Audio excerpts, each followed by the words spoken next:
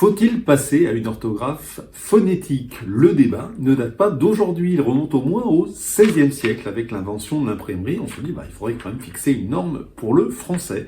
Et Pierre de Ronsard, oui, le grand poète Pierre de Ronsard est partisan de cette orientation, il n'est pas le seul. Et avec d'autres, il propose par exemple d'écrire désormais action avec un X ou maison avec un E accent aigu. Bon, mais déjà à l'époque, il y a un débat homérique qui s'ouvre et d'autres ne sont pas du tout d'accord avec cette orientation et ils avancent des arguments. Ils disent, par exemple, non, regardez, on ne pourra plus distinguer plutôt des mots qui se prononcent de la même manière. Et vous citez cet exemple, le ver de terre, le verre dans lequel on boit, vers la direction, vers la couleur. Voilà, c'est quand même bien pratique d'avoir une orthographe un peu étymologique. Et c'est le débat c'est ce courant qui va l'emporter. Et l'Académie française, lorsqu'elle publie son premier dictionnaire en 1694, elle garde une orthographe majoritairement étymologique. D'autant qu'il y a un deuxième argument qui est avancé à l'époque de manière très claire. Il y a les arguments techniques que je viens de vous donner, mais c'est aussi un argument social en disant, écoutez, si l'orthographe est trop simple, tout le monde va pouvoir la maîtriser et on ne pourra plus distinguer les gens doctes des gens mécaniques. Les classes supérieures, c'était un avantage.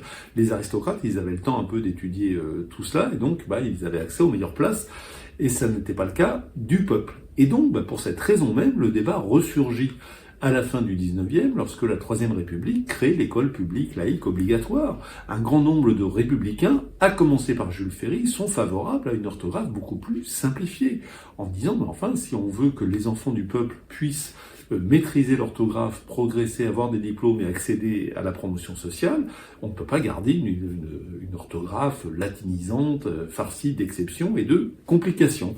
Là encore, ce courant va perdre la bataille et le choix qui va être fait, c'est de garder cette orthographe assez complexe et d'y consacrer énormément d'heures dans la scolarité.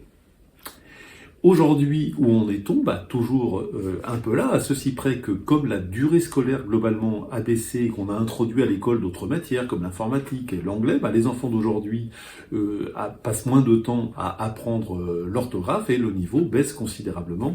On le voit de manière très claire sur les enquêtes. Est-ce une raison suffisante pour que l'on puisse envisager de passer à une orthographe phonétique? J'en doute, à titre personnel, peut-être dans 50 ans, dans 80 ans, le fera-t-on tout de même? Je crains de ne plus être tout à fait là pour le vérifier. En attendant, je vous souhaite d'excellentes fêtes de fin d'année. Je vous donne rendez-vous au tout début de l'année prochaine.